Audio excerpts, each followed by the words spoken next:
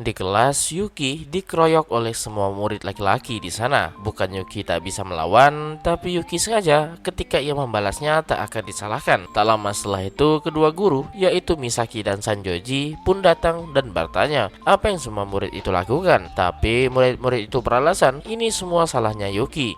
Misaki sadar kalau ini sudah melewati batas dan tak akan bisa dikendalikan. Misaki menyadari orang-orang ini tak bisa lagi menahan amarahnya dan percaya bahwa tindakan murid-murid ini adalah kebenaran dan itu sudah menjadi naluri mereka, di mana semua murid di kelas juga ikut memprovokasi tindakan itu juga. Misaki benar-benar kebingungan apa yang harus ia lakukan, tapi tiba-tiba saja sorot mata Yuki bukannya kesakitan, ia seperti menunggu momen ini yang membuat Misaki keheranan dan tiba-tiba saja sebuah tendangan meluncur ke perut salah satu murid yang memukul Yuki dan membuatnya terlempar. Misaki menyadari kekerasan ini hanya bisa dihentikan dengan kekerasan lainnya. Murid yang tadinya memukul Yuki kini terdiam, bingung apa yang terjadi barusan. Tapi Yuki tak melewatkan kesempatan itu dan salah satu murid di sana langsung Yuki genggam jarinya dan mematahkannya. Murid lainnya mencoba menghajar Yuki kembali dengan harapan kalau yang tadi itu pasti hanya sebuah kebetulan saja. Tapi pukulan murid itu dengan mudah Yuki hindari. Pukulan yang lemah itu Yuki balas dengan tendangan yang begitu kuat. Lalu murid yang awalnya dihajar Yuki kembali mencoba menyerang Yuki. Tapi Yuki yang sudah berubah dengan cepat menendang betis murid itu dan lanjut menghantam wajahnya dengan menggunakan dengkul dan diakhiri dengan hantaman wajah ke dinding. Dan adegan itu tepat di hadapan Misaki Sensei. Murid itu bernama Takayama, di mana Yuki bertanya pasti Takayama tahu siapa yang mencuri sepatu indoor milik Yuki sebelumnya. Tapi Takayama pura-pura tak mengetahuinya. Yuki tak banyak omong lanjut menghajar Takayama seperti sedang menginterogasi seorang penjahat kelas kakap. Yuki kembali bertanya. Ketika Yuki bertanya sebelumnya, Takayama juga tak menghentikan kejadian itu dan bilang kalau sepatu indoor Yuki itu dicuri oleh seorang pencuri. Yuki pun kembali bertanya apakah Takayama mendengarkannya. Soal pertanyaan di mana sepatu indoor Yuki disembunyikan. Wajah Yuki benar-benar begitu menyeramkan, tampak seperti siap membunuh seseorang. Yuki pun menyuruh Takayama untuk segera mengambil sepatu miliknya, di mana Takayama yang ketakutan langsung menurutinya dan pergi. Selanjutnya, Yuki sudah menemukan target selanjutnya, yaitu seorang gadis yang duduk di sampingnya bernama Akari. Yuki kembali bertanya, coba katakan lagi apa yang Akari teriakan sebelumnya. Bukankah kata-katanya hajar sampai babak belur? Kalau begitu, apakah Yuki juga boleh melakukannya ke Akari? Akari menjadi begitu ketakutan, di mana Yuki tak sedang bermain-main dan serius akan memukul Akari. Tapi dengan cepat, Sanjoji langsung menghentikannya dan beralasan tak benar memukul anak perempuan. Yuki dengan pintarnya berkata kalau ia percaya kesetaraan gender, tapi tetap saja Sanjoji tak bisa membiarkannya. Namun Yuki punya alasan yang masuk akal, karena Akari juga sama bersalahnya. Ketika Yuki dikeroyok teman sekelasnya, Akari malah ikut menghasut teman kelas lainnya dan bertanya apakah Sanjoji tak sadar kalau itu juga termasuk tindakan kekerasan. Bukankah Sanjoji dan Misaki melihatnya juga sebelumnya? Misaki akhirnya menyadari sesuatu, di mana Yuki bisa saja melawannya dari awal, tapi Yuki sengaja membiarkannya agar Misaki dan Sanjoji bisa melihat kejadian awalnya. Dan kata-kata dari Yuki tak ada satupun yang salah, di mana sudah pasti semuanya sama-sama bersalah dalam kejadian ini. Yuki pun berkata kalau mulai sekarang ia akan menghajar semua orang yang bersalah di kelas ini. Tentu itu membuat seisi kelas menjadi panik dan berkata kalau mereka tak bersalah dan tak ikut campur dalam masalah ini. Sanjoji mencoba menghentikan Yuki, di mana Yuki balik bertanya apa yang harus ia lakukan kalau begitu. Buku pelajaran dan tas yang dibelikan ibunya semuanya dihancurkan oleh teman sekelasnya. Bukankah itu juga termasuk tindak kekerasan juga? Misaki melihat buku yang robek dan merasa kalau semua tindakan dosa ini berawal dari dirinya yang tak kompeten. Yuki pun meminta ke Sanjoji dan Misaki untuk segera menghubungi setiap orang tua murid ini, seperti apa yang mereka lakukan ke Yuki sebelumnya. Tapi tentu itu tak sama, karena apa yang mereka lakukan ke Yuki itu benar adanya, bukan sebuah tuduhan atau fitnah. Mereka sadar kalau ini semua tak bisa disembunyikan begitu saja. Dan Sanjoji sadar kalau Yuki ingin semua orang tua murid tahu betapa bodohnya mereka dan memaksa mereka meminta maaf di hadapan orang tua. Sanjoji menjadi panik dan meminta keringanan dari Yuki dan berjanji kalau kejadian ini pasti akan diusut tuntas. Dengan putus asanya Sanjoji, tiba-tiba saja seorang guru pria masuk dan bertanya apa yang sebenarnya terjadi di kelas ini, dan orang itu adalah wakil kepala sekolah. Tiba-tiba saja Yuki Yuki berkata kalau ia sudah menunggu uang capsek dan lagi-lagi membuat Sanjoji kaget dibuatnya. Tampak seperti Yuki sudah merencanakan semua ini. Yuki pun dengan senyuman yang tulus meminta ke wakil kepala sekolah soal pembicaraan mereka kemarin. Tapi wakil kepala sekolah benar-benar penasaran apa yang terjadi di sini. Namun Yuki meyakinkan jika wakil kepala sekolah membicarakan soal kemarin, semuanya akan menjadi jelas dan memohon untuk memintanya menceritakan pembicaraan mereka kemarin, dan wakil kepala sekolah pun menerimanya. Yuki kembali bertanya apakah Pak Wakil Kepala Sekolah 2 hari lalu setelah jam pelajaran melewati kelas ini, dan ia membenarkannya karena perlu memeriksa perlengkapan yang ada di gudang di ujung sana. Yuki bertanya kira-kira jam berapa itu, di mana itu sekitar jam 4 lewat. Yuki bertanya apakah ada seseorang di kelas ini pada jam saat itu. Wakil kepala sekolah berkata ada satu murid yang masih di kelas, dan wakil kepala sekolah menegurnya karena seharusnya ia segera pulang. Misaki menyadari di hari itu sekolah pulang di jam 3 sore dan tak mungkin ada murid yang masih ada di kelas ketika jam sekolah sudah usai. Lalu Yuki kembali bertanya siapakah murid yang dimaksud itu. Wakil kepala sekolah mencoba mencari siapa yang ia lihat saat itu dan menunjuk salah satu murid di sana. Dan pertanyaan terakhirnya dari Yuki, apa yang dilakukan murid saat itu dan berdiri di meja mana dirinya saat itu. Wakil kepala sekolah berkata kalau ia sedang duduk di kursi di mana meja Yuki berada. Yuki merasa sangat senang atas bantuan wakil kepala sekolah dan merasa semua masalahnya kini sudah terpecahkan. Yuki pun dari lubuk hatinya benar-benar memuji wakil kepala sekolah yang ganteng dan baik hati, dan membuat wakil kepala sekolah bingung kenapa memujinya tiba-tiba. Dan kembali ke masalah, wakil kepala sekolah menjadi penasaran apa yang sebenarnya terjadi. Tapi tiba-tiba saja Yuki dengan kuat memukul murid yang ditunjuk wakil kepala sekolah hingga membuatnya terlempar. Wakil kepala sekolah menjadi panik dengan tindakan Yuki barusan, tapi Yuki mengatakan alasannya, di mana meja yang ia duduk saat wakil kepala sekolah lihat saat itu adalah mejanya. Yuki bertanya ke murid bernama Okamoto apa yang ia lakukan di meja Yuki saat itu, tapi Okamoto masih tak mau mengakuinya. Yuki kembali bertanya apa yang Okamoto simpan di sana. Okamoto tetap kekeh ia tak melakukan apapun dan hanya kebetulan saja ada di sana. Yuki pun berkata yang mencuri barang milik Misaki itu pasti Okamoto kan? Namun Okamoto tetap mengelaknya dan membuat Yuki menjadi begitu murka dan mencengkram kerah Okamoto. Okamoto yang ketakutan berkata kalau ia bermaksud untuk mengembalikan barang itu ke Misaki. Di sisi lain, Misaki hanya bisa terdiam melihat penghakiman yang terjadi sekarang. Wakil kepala sekolah benar-benar tak paham soal seluruh kejadian ini. Yuki menyingkatnya dan berkata kalau mereka semua termasuk para guru bersekongkol menjebak Yuki sebagai pelaku kejahatan. Wakil kepala sekolah tak percaya hal semacam itu terjadi di sekolah ini. Yuki berkata ini semua berkat bantuan wakil kepala sekolah yang baik hati dan juga ganteng. Akhirnya masalah ini dapat terselesaikan. Jika tidak, tadinya Yuki akan membawa pengacara soal masalah ini, dan membuat wakil kepala sekolah kaget dibuatnya dan merasa kalau itu terjadi pasti akan berakibat buruk untuk sekolah ini. Wakil kepala sekolah pun bertanya ke Sanjoji sebagai wali kelas ini mengapa semua ini bisa terjadi sedangkan Misaki tenggelam dalam penyesalan, padahal banyak kesempatan yang ia terima untuk memperbaiki kesalahan ini. Yuki sudah mencoba bergantung padanya, bahkan membawakan buktinya, tapi tak satu pun dari mereka yang percaya dengan Yuki, dan akibat dari tindakan itu membawa mereka ke hasil yang terburuk seperti sekarang. Sanjoji tiba-tiba berkata kalau kekerasan itu tidak bisa dibenarkan dan merasa Yuki tak harus melakukan sampai sejauh ini. Mendengar itu membuat Yuki tertawa karena begitu lucunya untuk Yuki. Tentu itu membuat Sanjoji kesal karena tampak diremehkan, tapi Yuki berkata kalau ia sebelumnya juga dipukul oleh semua murid dan mencoba melawan balik, dan tentu ia tak bisa menahan dirinya. Sanjoji sadar kalau itu adalah kebohongan, tapi meskipun begitu mereka tak bisa melawan Yuki karena mereka berdua sedari awal melihat kejadian Yuki yang dipukuli secara beramai-ramai. Misaki menyadari sesuatu kalau selama ini Yuki tak pernah memanggil Misaki maupun Sanjoji dengan sebutan sensei. Itu hal yang wajar, mungkin saja dalam pikirannya Yuki tak pernah menganggap mereka sebagai seorang guru. Yuki pun kembali menyerang, di mana bukankah Sanjoji dan Misaki sering bilang ke Yuki kalau membuat kesalahan itu harusnya meminta maaf, tapi lihat apa yang terjadi, tak satu pun dari mereka yang meminta maaf ke Yuki, mau itu Takayama dan gengnya dan semua orang yang menuduh Yuki sebagai pencuri. Bahkan kalian berdua yang seorang guru juga tak meminta maaf, dan pembohong dari semua ini adalah kalian berdua. Sejak hari itu, hari-hari Misaki dan Sanjoji seperti di neraka. Mereka menghabiskan waktu untuk meredakan situasinya setiap hari dan selalu saja meminta maaf kepada para orang tua yang datang. Dan yang paling parah adalah suasana kelasnya begitu menyeramkan. Wajah yang sebelumnya bahagia kini menjadi suram, cemas dan takut. Semua buku milik Yuki yang dihancurkan kini telah diganti Tentu Yuki lanjut memukul Takayama dan gengnya yang sudah menghancurkan buku dan tas milik Yuki. Akari saat ini mencoba mengajak bicara Yuki dan berkata kalau orang-orang itu begitu jahat ke Yuki. Tapi Yuki dengan tegas berkata kalau Akari itu sangat mengganggunya dan memintanya untuk jangan bicara lagi dengan Yuki. Tentu itu membuat Akari mengalami trauma setelah penolakan keras dari Yuki. Sedangkan biang kerok dari masalah ini yaitu Okamoto dijauhi oleh teman sekelasnya, dan tak lama setelah itu Okamoto pun pindah sekolah. Misaki sendiri sudah mencapai batasnya. Ia merasa tak bisa membiarkan hal semacam ini terus-menerus. Sanjoji juga masih terus mengajar di kelas yang hancur itu. Misaki pun bertanya-tanya, apa alasannya ia menjadi seorang guru? Apakah karena ia menyukai anak-anak atau merasa ini adalah panggilan hidupnya? Tapi kenyataan yang terjadi begitu kejam. Misaki bingung apa yang harus ia lakukan agar perasaan ini tersampaikan ke Yuki. Setelah itu, masa magang Misaki pun berakhir dan mereka berpamitan dengan Misaki. Tak seperti kelas pada umumnya yang akan memberikan tepuk tangan atau menangis, seluruh kelas tampak cemas dan ketakutan. Tapi Misaki merasa ini adalah karma atas tindakannya. Mungkin saja anak-anak ini berpikir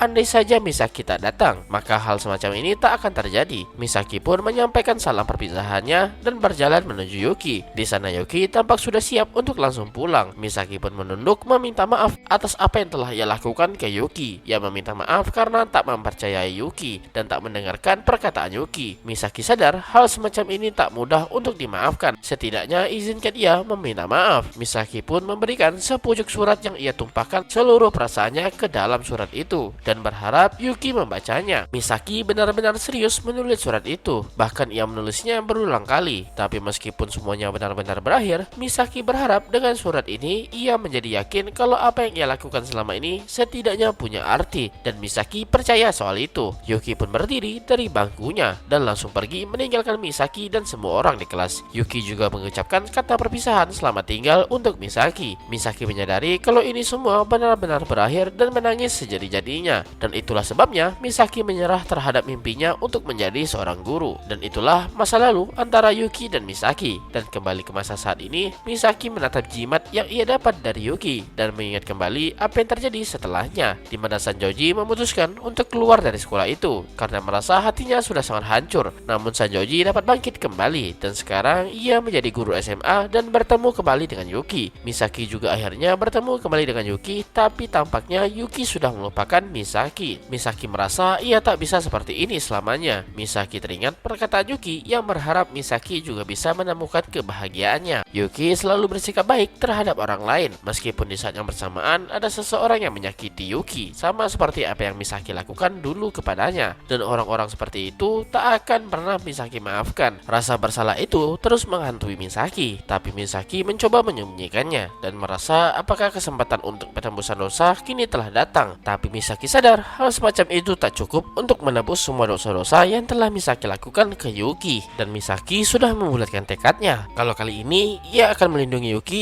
apapun yang terjadi.